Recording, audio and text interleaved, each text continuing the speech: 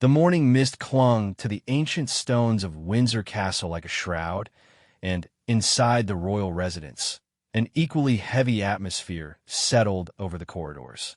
Catherine, the Princess of Wales, stood at the tall windows of her private sitting room, watching the groundskeepers tend to the perfectly manicured gardens below. Her reflection in the glass showed a woman who had grown into her role with grace, but today her usual composure seemed fragile, like porcelain ready to crack. 3 floors below, in the castle's formal dining room, King Charles III sat across from his wife, Queen Camilla, their breakfast growing cold between them. The silence stretched like a taut wire, broken only by the gentle clink of silver against china as Charles methodically buttered his toast. Camilla's eyes, usually warm with affection when she looked at her husband, now held a different kind of intensity. "You cannot be serious about this, Charles," Camilla said, her voice carefully controlled but edged with disbelief. "After everything we've been through, after all the years we waited, you're going to throw it all away for what?" A moment of public sentiment. Charles set down his knife with deliberate precision, the small sound echoing in the grand room. His face, weathered by decades of public service and personal struggle, showed the weight of the crown that had finally come to rest on his head. "This isn't about sentiment, my dear. This is about the future of the monarchy itself." The conversation that would reshape the British royal family had begun 3 days earlier, during what should have been a routine family gathering. The occasion was Prince Louis's 6th birthday, a private celebration held at Adelaide Cottage in Windsor. The extended royal family had gathered, creating the kind of warm, domestic scene that the public rarely glimpsed behind the formal facade of royal duty. Catherine had been in the kitchen with her sister-in-law, Sophie, Duchess of Edinburgh, preparing sandwiches for the children when she overheard voices from the adjacent sitting room. What she heard made her blood run cold. "The polls are quite clear," came a voice she recognized as one of Camilla's longtime advisors. "Her popularity continues to overshadow everyone else in the family. Something needs to be done before it becomes a real problem." "People need to remember their place," Camilla's voice replied, sharp with irritation.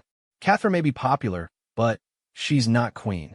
I am, and it's time the public understood that hierarchy." Catherine's hands had frozen over the cucumber sandwiches, her heart pounding as she listened to the conversation that followed. Plans were being discussed, subtle but deliberate strategies to diminish her public profile, to reduce her role in key royal events, to slowly but systematically push her into the background. Sophie noticed her sister-in-law's sudden stillness. "Kate, are you all right?" Catherine forced a smile, but her mind was racing. She had always known that her popularity sometimes created tensions within the family, but she had never imagined that it had grown into something this calculated, this personal. The birthday party continued with its planned activities. Children ran through the garden, their laughter mixing with the adults' conversation about upcoming engagements and summer holiday plans. But Catherine moved through it all as if watching from outside herself, seeing the family dynamics with new clarity. Prince William noticed his wife's distraction immediately. After 23 years together, he could read her moods like familiar text. During a quiet moment when the children were occupied with their games, he pulled her aside. "What's wrong?" he asked, his blue eyes searching her face with concern. Catherine hesitated. How could she explain what she had overheard without sounding paranoid or creating a family crisis? But William's gentle persistence wore down her resistance, and she found herself telling him everything. William's reaction was immediate and fierce. The easy smile that had been on his face throughout the afternoon vanished, replaced by an expression Catherine had rarely seen. His jaw tightened, and she could see him struggling to contain his anger. "She said what?" he asked, his voice dangerously quiet. "William, please don't make a scene here." "Not today," Catherine pleaded, glancing toward where their children were playing. But William was already scanning the room, his gaze settling on Camilla, who was engaged in animated conversation with several other family members. For a moment, Catherine thought he might march over and confront her directly. Instead, he took a deep breath and pulled Catherine closer. "This ends now," he said firmly. "I won't have you targeted because of jealousy and insecurity." That evening, after the family had dispersed and the children were asleep, William made a phone call to his father. The conversation was brief but intense, and Catherine could hear Charles's voice through the phone, though she couldn't make out the words. "Tomorrow," William said as he hung up. "We're meeting with him tomorrow." The next morning, Catherine found herself in Charles's private study at Windsor, a room lined with books and family photographs that spoke to both his intellectual interests and his deep love for his family. Charles listened without interruption as William recounted what Catherine had overheard. The king's face grew increasingly grave as the story unfolded. When William finished, Charles was quiet for a long moment, his fingers drumming silently on the arm of his chair. "I see," he said finally. "And you're certain about what you heard?" "Completely certain," Catherine replied, speaking for the first time since they had sat down. "I know how it sounds, and I know this puts you in an impossible position, but I felt you needed to know." Charles studied his daughter-in-law with the careful attention he had once reserved for his botanical studies. Catherine had never been anything but respectful, dedicated, and loyal to the family and the crown. Her work ethic was unquestionable, her commitment to royal duty absolute. More than that, she had brought stability and genuine warmth to William's life, and by extension, to the entire royal family. "What would you like me to do?" Charles asked, a question that surprised both Catherine and William. "Nothing," Catherine said quickly. "I don't want special treatment or protection. I just thought you should be aware of what's happening." But Charles was already shaking his head. "This is bigger than personal feelings or family dynamics. The monarchy's strength lies in its unity and its service to the people. What you're describing threatens both." Over the next 2 days, Charles conducted his own quiet investigation. He spoke separately with several staff members, asked careful questions, and reviewed recent communications from Camilla's office. What he discovered confirmed his worst fears and more. The plotting against Catherine was extensive and had been going on for months. There were plans to gradually reduce her role in major events, to assign her to lesser engagements, and to systematically exclude her from the most visible and impactful royal duties. Even more troubling, there were suggestions that Catherine's children should have reduced roles in future ceremonial events. The final straw came when Charles discovered that Camilla had been working with certain members of the press to plant stories that would cast Catherine in a less favorable light. The woman who had once fought so hard against negative press coverage was now actively trying to generate it for someone else. Charles felt something inside him shift fundamentally. This wasn't just about family harmony or managing personalities.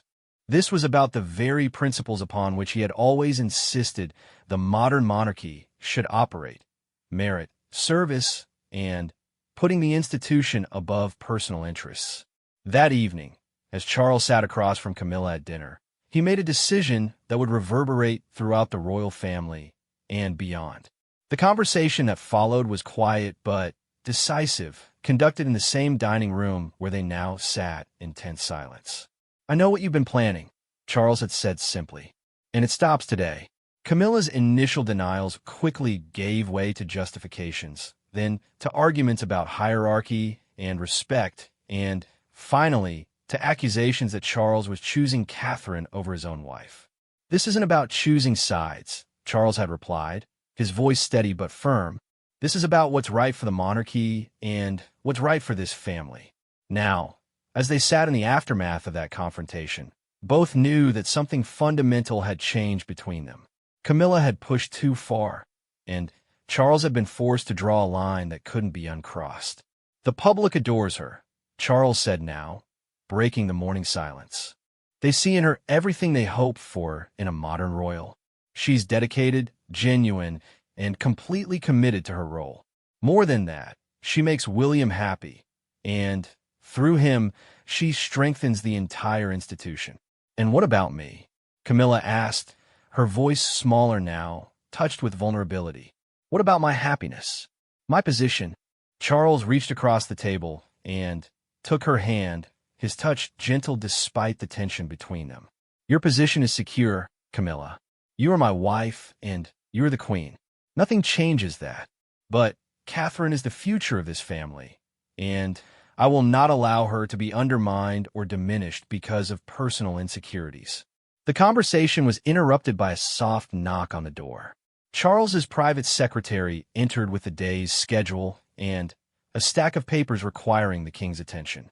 Among them was a draft of a statement that Charles had requested be prepared, though he hadn't yet told Camilla about it. As his secretary left, Camilla noticed the papers and the familiar letterhead of the Royal Communications Office. "What's that?" she asked, nodding toward the documents. Charles hesitated for a moment, then handed her the draft. As Camilla read, her face went through a series of expressions: confusion, disbelief, and, finally, a kind of resigned understanding. The statement was carefully worded, but unmistakably clear. It reaffirmed the royal family's unity while making specific mention of Catherine's invaluable contributions to the monarchy. More importantly, it announced several new patronages and responsibilities for the Princess of Wales, elevating her profile rather than diminishing it. "You're really going to do this?" Camilla said, setting the paper down with shaking hands. "I have to," Charles replied. "This family works because we all understand our roles, and we all work together toward the same goals. When someone tries to undermine that unity, especially through deception and manipulation, I have to act." Outside the dining room, the castle continued its daily routines. Staff members went about their duties with quiet efficiency, unaware that in one room, the dynamics of the royal family were being fundamentally altered. Gardens were tended, correspondence was answered, and preparations continued for upcoming engagements. But word had already begun to spread through the tight-knit royal household. Staff members were incredibly loyal, but they were also human, and news of tension between the king and queen was impossible to completely contain. Careful conversations took place in hallways and service corridors as people tried to understand what was happening and what it might mean for their own positions. Catherine herself remained largely unaware of the full scope of what Charles was planning. She continued with her scheduled engagements, visiting a children's hospital in London and attending a charity gala for one of her patronages. But those who worked closely with her noticed a subtle change in her demeanor, a new confidence that seemed to radiate from within.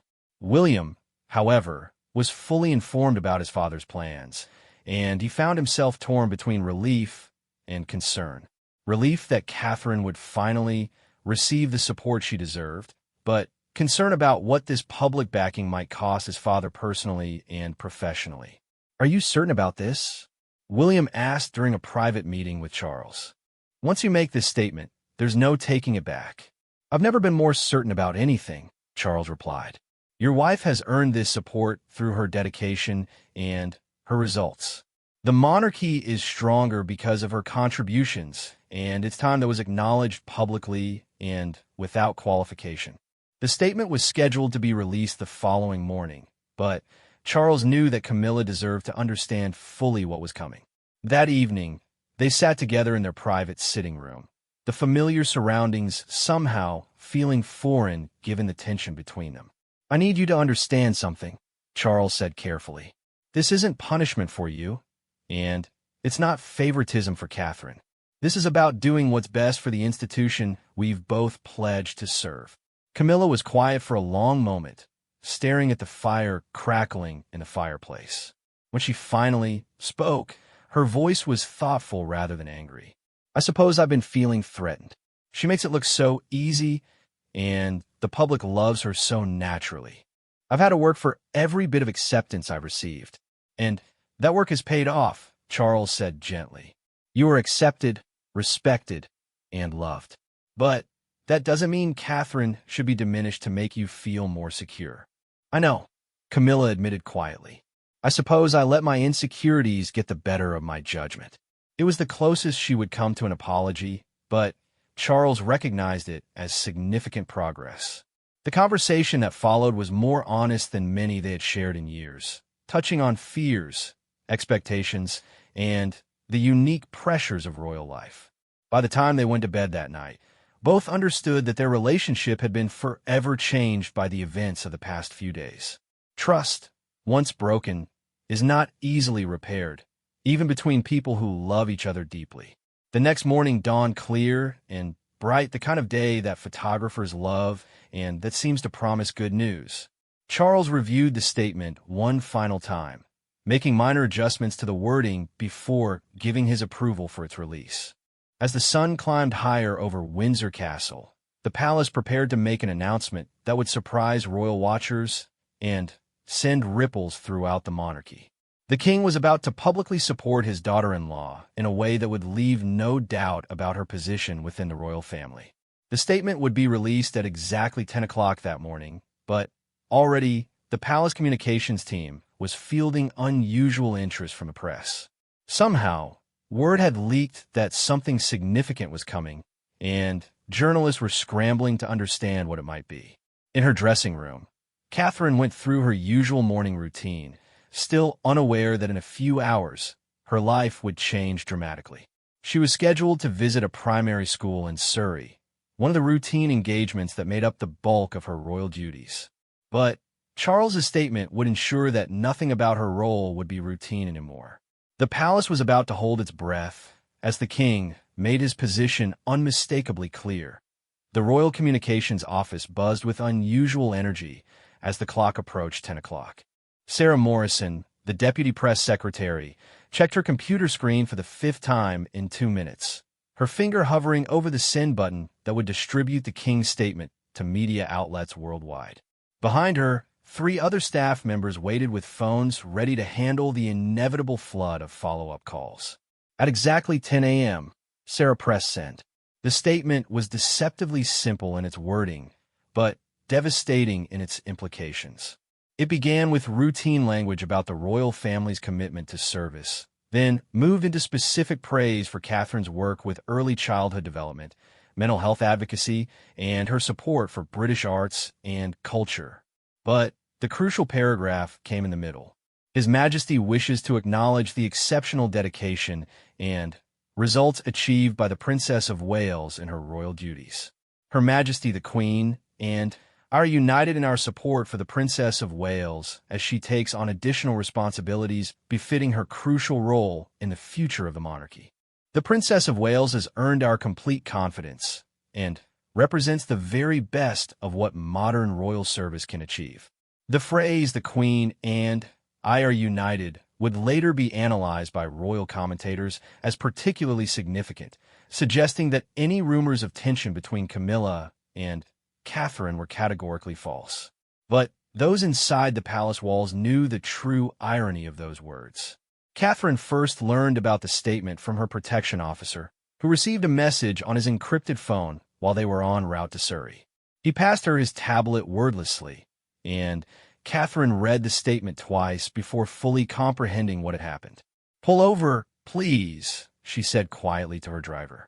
The royal convoy came to a stop on a tree-lined country road, and Catherine stepped out of the car, needing air and space to process what she had just read.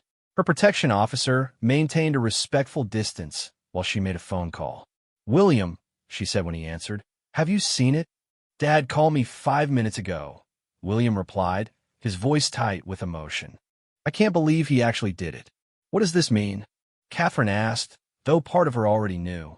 "It means he chose you," William said simply. "Publicly and permanently. There's no walking this back." Meanwhile, at Clarence House, Camilla's longtime friend and advisor, Marjorie Henderson, was frantically trying to reach the Queen by phone. Marjorie had been instrumental in orchestrating the campaign against Catherine, believing that protecting Camilla's position was her highest priority. Now she watched in horror as her carefully laid plans crumbled. "Your Majesty, we need to discuss our response to this statement," Marjorie said when Camilla finally answered. "There will be no response," Camilla replied, her voice hollow. "It's over, Marjorie. Whatever we thought we were accomplishing, it's over." The media reaction was immediate and overwhelming. Royal correspondent Jenny Phillips was the first to break the news on television, interrupting regular programming to announce that King Charles had issued an unprecedented statement of support for the Princess of Wales. "This is extraordinary," Phillips told viewers, her excitement barely contained. "In 40 years of covering the royal family, I have never seen a statement like this. The king is not just supporting Catherine. He's elevating her to a level that some might argue rivals the Queen herself." Social media exploded with reactions. Hashtag Team Kate began trending worldwide within minutes, followed quickly by hashtag Royal Drama and hashtag Modern Monarchy. The public, who had always adored Catherine, saw the statement as long overdue recognition of her contributions. But behind the scenes, the real drama was just beginning. At Windsor Castle, Charles was in back-to-back meetings with his private secretary, his communications team, and his senior advisors. The statement had achieved exactly what he intended, but it had also opened a Pandora's box of consequences that would need careful management. "Sir, we're receiving inquiries about whether this indicates any change in the succession," his private secretary, Edward Hartwell, reported. Some commentators are suggesting that this could be seen as preparation for Catherine to take on queen-like duties while Her Majesty is still alive. Charles frowned. He hadn't considered that interpretation, but he could see how others might read it that way. "Prepare a clarification," he said. "Make it clear that the line of succession remains unchanged and that this statement simply reflects the reality of the Princess of Wales's current contributions." But even as he said it, Charles wondered if he had set in motion something larger than he intended. By so publicly backing Catherine, he had inevitably created comparisons between his wife and his daughter-in-law. And in the court of public opinion, those comparisons had never favored Camilla. 3 hours after the statement's release, Catherine arrived at Elmwood Primary School in Surrey for her scheduled visit. She had considered canceling, given the morning's developments, but William convinced her that maintaining normalcy would be the best response. The reception she received was unlike anything she had experienced before. Parents and staff who had gathered to meet her seemed almost starstruck, treating her not just as a royal visitor, but as someone who had been personally endorsed by the king himself. The headmaster, David Collins, could barely contain his excitement. "Your Royal Highness, we are so honored to have you here, especially after this morning's wonderful news," he said, pumping her hand enthusiastically. Catherine smiled graciously, but internally she was still processing the implications of Charles's statement.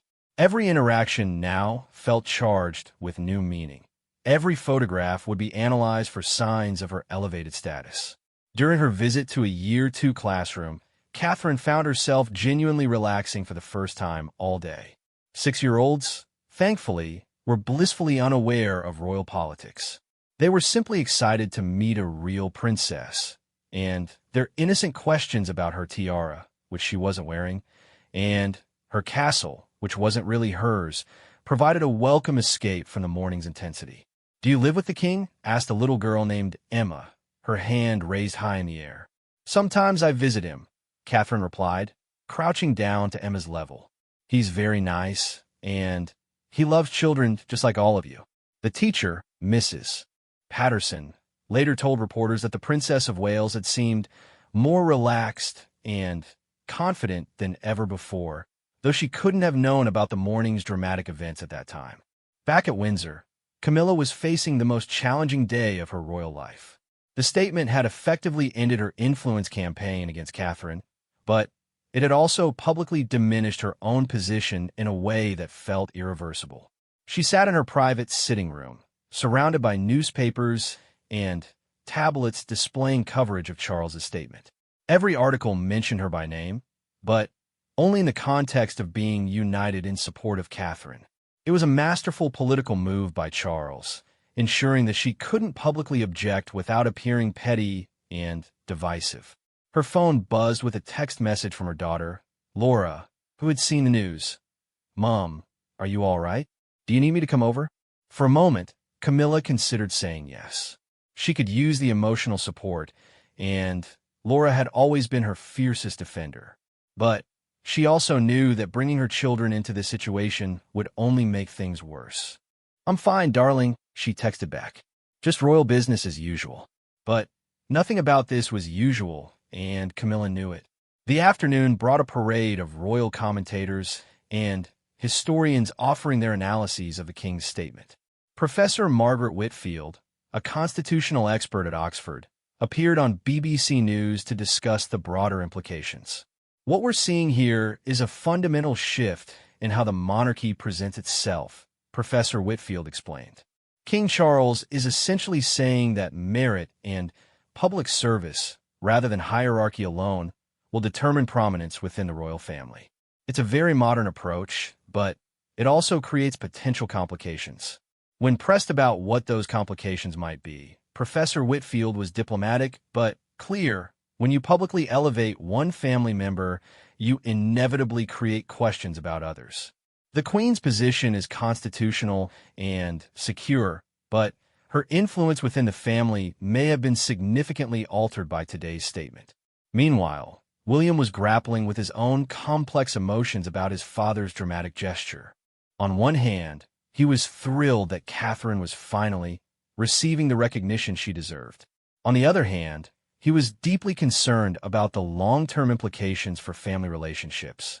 He found himself in the unusual position of being grateful to his father while simultaneously worrying about him.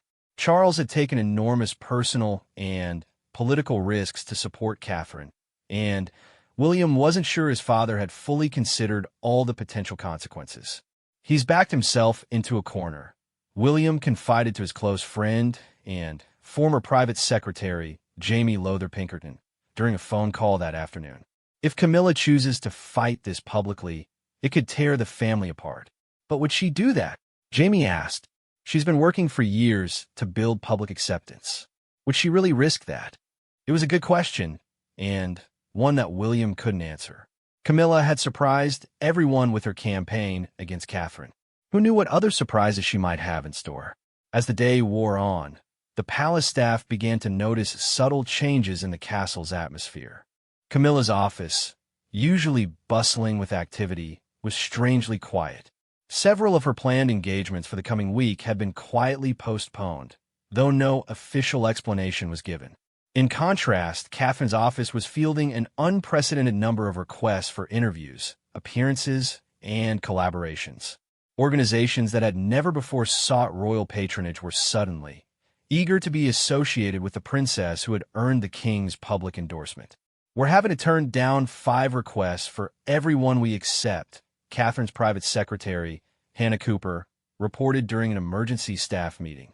Everyone wants to work with Her Royal Highness now. The irony wasn't lost on anyone. The very popularity that had triggered Camilla's insecurities was now exploding exponentially, thanks to Charles's statement. Evening brought a family dinner that would be remembered as one of the most uncomfortable in recent royal history. Charles had insisted that they maintain their planned gathering, despite the day's dramatic events. Catherine and William arrived at Windsor with their 3 children, who were blissfully unaware of the adult tensions swirling around them. Camilla appeared at dinner perfectly dressed and composed, but those who knew her well could see the strain around her eyes and in the tightness of her smile. She greeted Catherine with the same warmth she had always shown, but there was something performative about it now, as if she were conscious of being watched and judged. "Catherine, darling, you must tell us about your school visit today," Camilla said as they sat down to dinner. "I heard it went wonderfully." Catherine responded graciously, describing her interactions with the children and the teachers' enthusiasm for their literacy program. But everyone at the table could feel the undercurrent of tension, the careful way words were being chosen, and responses calibrated. Prince George, now 11 and increasingly aware of royal dynamics, seemed to sense that something was different. He kept glancing between his grandfather and step-grandmother, his young mind trying to process the subtle signals he was picking up. "Grandpa, will you come to my football match on Saturday?" George asked, his question innocent, but somehow loaded with significance given the day's events. "Of course, my boy," Charles replied, his face lighting up with genuine affection. "I wouldn't miss it." The exchange reminded everyone present why Charles had taken such dramatic action. This was about more than adult politics and personal feelings. This was about the future of the monarchy, represented by these three young children who would inherit both its privileges and its responsibilities. After dinner, while the children played in the castle's drawing room, the adults retreated to Charles's private study. The conversation that followed was awkward and stilted, with everyone carefully avoiding direct discussion of the day's events. Finally, Catherine broke the uncomfortable silence. "I want you all to know that I never asked for this," she said quietly. "I never wanted to be the cause of family tension." "You're not the cause," Charles said firmly. "The cause was the failure to treat you with the respect your contributions deserve." Camilla spoke for the first time since dinner. "I think we all need time to adjust to this new reality," she said carefully. "Perhaps it's best if I step back from some of our joint engagements for a while, give everyone space to process what's happened." It was a graceful offer, but everyone in the room understood its true meaning. Camilla was effectively withdrawing from the public arena where she would inevitably be compared to Catherine. It was a strategic retreat, but also an acknowledgement that the battle she had started was now definitively lost. William looked at his father with new understanding. Charles hadn't just defended Catherine. He had fundamentally altered the balance of power within the royal family. Whether that was intentional or accidental will be debated for years to come. As the evening wound down and William's family prepared to leave, Charles pulled his son aside for a private word. "I hope I did the right thing," Charles said, and for the first time that day, he sounded uncertain. "You did the only thing you could do," William replied. "But I hope you're prepared for what comes next." "What do you mean?" William glanced toward where Catherine was saying good night to her children. "She'll never be able to live a normal royal life after this. You've made her into something bigger than any of us expected. That comes with its own challenges." As the family departed Windsor that evening, each carried with them the knowledge that everything had changed. The statement that morning had taken less than 2 minutes to read, but its consequences would reverberate through the monarchy for generations to come. The palace was indeed holding its breath, but not in anticipation of what might happen next. The dramatic events were already in motion, and now everyone was simply trying to navigate the new reality that Charles's unprecedented support had created. In the days that would follow, the full scope of that new reality would become clear, bringing both unexpected opportunities and unprecedented challenges for everyone involved. The first week after Charles's statement felt like living in a fishbowl that had suddenly been placed under a microscope. Every move Catherine made was scrutinized, every public appearance dissected for signs of her new elevated status. The press, sensing a story that combined royal drama with public intrigue, assigned their best photographers and reporters to follow her every engagement. Catherine's first major test came just 3 days later at the annual Commonwealth Day service at Westminster Abbey.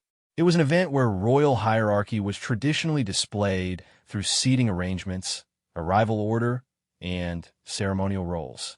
This year, those traditions would be quietly but significantly altered. In previous years, Catherine had walked in procession behind Camilla, a visual reminder of the constitutional order that placed the Queen above the princess. But this year, Charles's office sent new instructions to the Abbey's protocol staff. Catherine would process directly behind the King and Queen, with William at her side, while other senior royals would follow behind them. The change seemed subtle to casual observers, but royal watchers immediately understood its significance. Richard Palmer, a veteran royal correspondent, noted in his live broadcast, "This may look like a small adjustment in ceremony, but in royal terms, it's equivalent to moving mountains." The Princess of Wales is being positioned as the monarchy's future in a way we haven't seen before. Inside the Abbey, Catherine felt the weight of hundreds of eyes upon her as she took her designated place in the front pew. The ornate Gothic architecture seemed to amplify every whisper, every rustle of fabric, every barely audible comment from the assembled dignitaries. Camilla, seated between Charles and Catherine, maintained perfect composure throughout the service, but Those close enough to observe noticed that she never once looked in Catherine's direction. The queen's focus remained fixed either on the altar or on her husband, creating an invisible wall that spoke volumes about the new dynamics at play. The service itself proceeded flawlessly, with readings about unity, service, and the bonds that connect nations across the Commonwealth. But the real drama was playing out in subtle gestures and careful positioning that told a story of power shifted and relationships redefined. After the service, as the royal family gathered for the traditional group photograph, another small but significant change became apparent. In previous years, the arrangement had been carefully choreographed to place Camilla prominently beside Charles, with Catherine and William positioned slightly behind.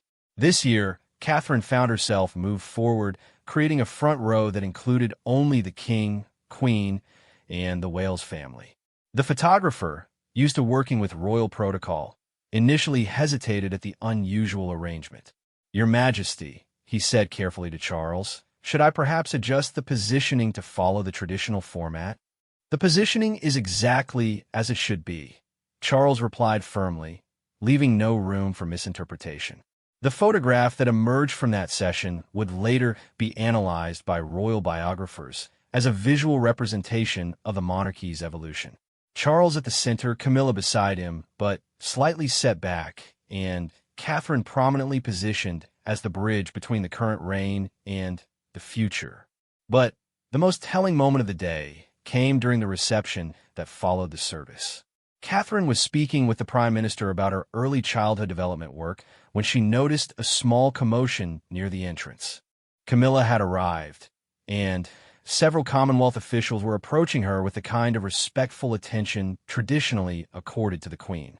However, Catherine couldn't help but notice that the crowd around Camilla seemed smaller than usual, and the interactions appeared more formal, less warm. It was as if Charles's statement had given people permission to redirect their focus, and they were doing so with remarkable speed. "Your Royal Highness," the Prime Minister was saying, "I understand His Majesty has asked you to consider taking on additional responsibilities with our international education initiatives." Catherine nodded, though this was the first she had heard of it. Charles, it seemed, was following up his public statement with concrete actions that would further elevate her profile and influence. Meanwhile, across the room, William was engaged in his own revealing conversation with the Secretary General of the Commonwealth. "Prince William," the official said, "we're absolutely delighted to hear about the increased focus on the Princess of Wales's work. Her early years initiative aligns perfectly with our development goals for education across member nations." It was becoming clear that Charles's statement had been interpreted by government officials and international partners as a directive to elevate Catherine's role in state business. Whether this had been Charles's intention or an unintended consequence, the effect was the same. Catherine was being drawn into responsibilities that traditionally belonged to the reigning monarch and consort. The following day brought a private lunch at Clarence's house that would prove to be a turning point in the unfolding drama. Charles had invited only his immediate family, Camilla, William, and Catherine. The children were with their nanny, ensuring the adults could speak freely. The atmosphere was cordial, but strained, like a family gathering where everyone was trying to pretend that a major argument hadn't recently occurred. Charles made an effort to maintain normal conversation, asking about the children's activities and discussing upcoming engagements. But Camilla seemed different. The woman who had spent years fighting for her place in the royal family now appeared to be quietly retreating from it. She spoke when spoken to, smiled appropriately, but lacked the energy and engagement that typically characterized her presence. "Charles," she said finally, during a lull in the conversation, "I think it might be best if I step back from some of the more high-profile engagements for a while." The suggestion hung in the air like smoke. Everyone understood what she was really saying, that continuing to appear beside Catherine at major events would only invite unfavorable comparisons that had become impossible to ignore. "Camilla, that's not necessary," Charles replied, but his tone lacked conviction. "I think it is," she said quietly. "The monarchy needs to present its best face to the public, And right now, that's not me. Catherine felt a stab of guilt that surprised her with its intensity.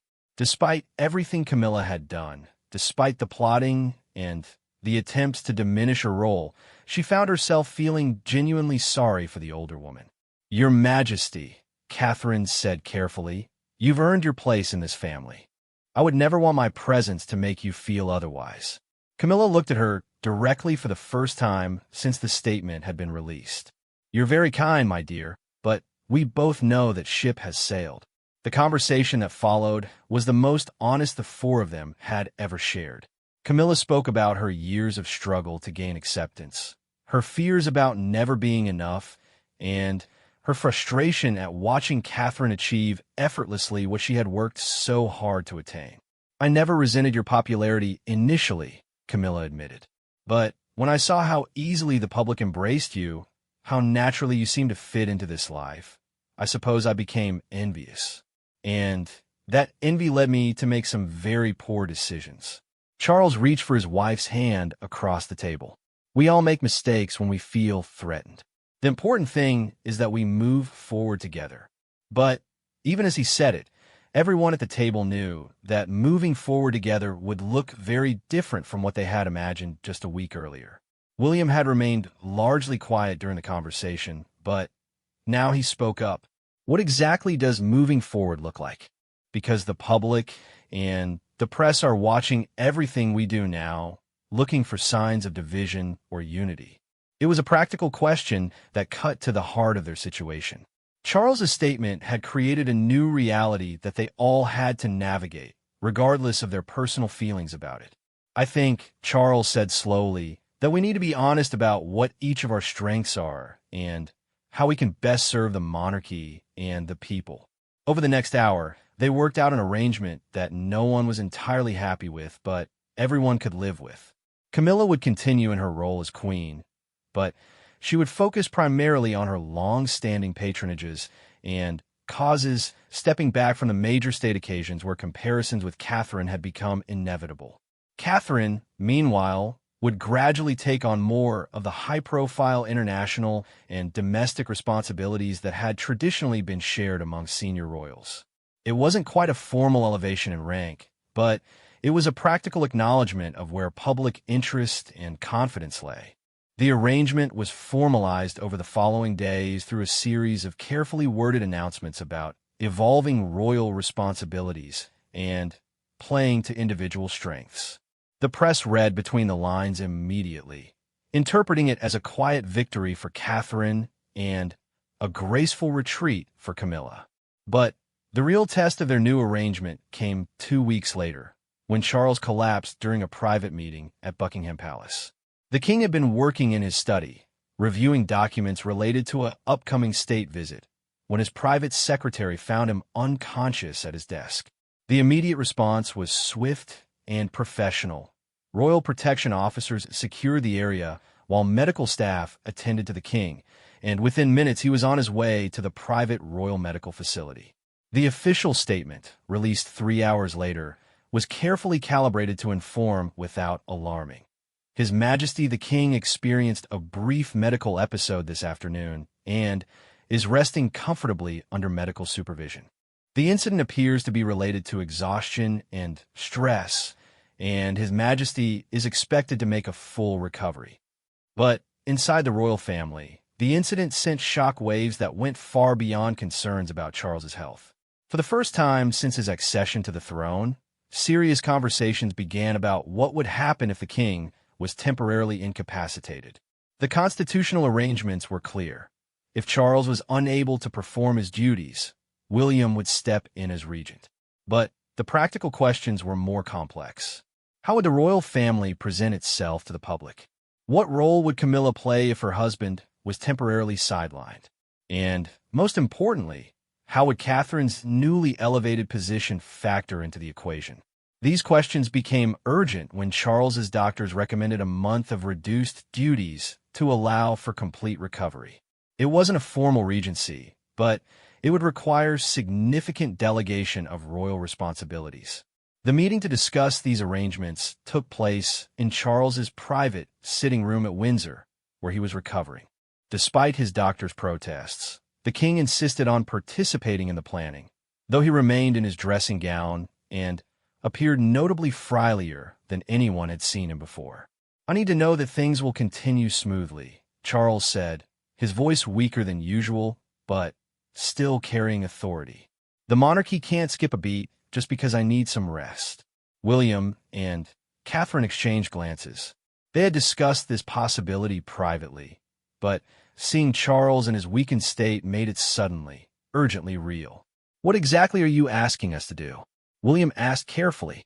"I'm asking you to step up," Charles replied simply. "Both of you. The public trusts you, and, right now, that trust is more valuable than protocol or tradition." Camilla had been unusually quiet during the discussion, but now she spoke up.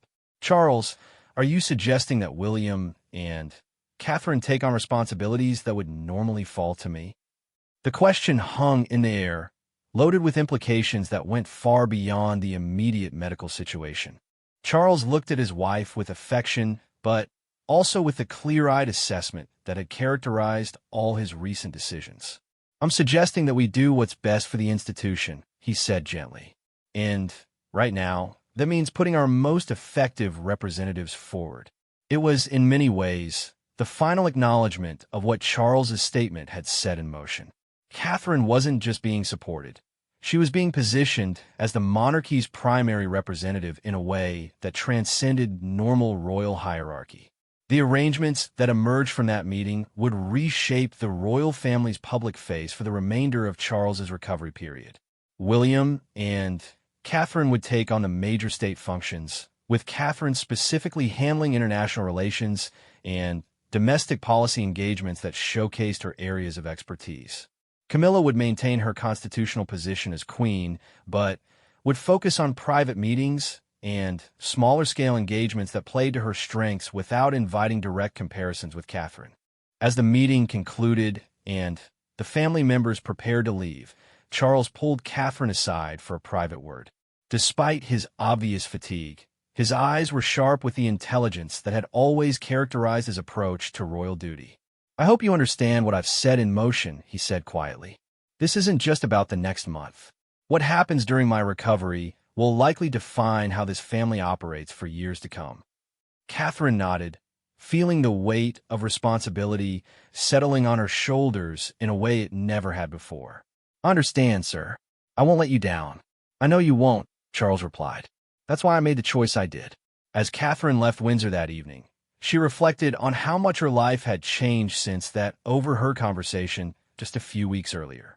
What had started as a defensive action against Camilla's plotting had evolved into something much larger, a fundamental restructuring of royal responsibilities based on merit, public support, and practical effectiveness rather than traditional hierarchy alone.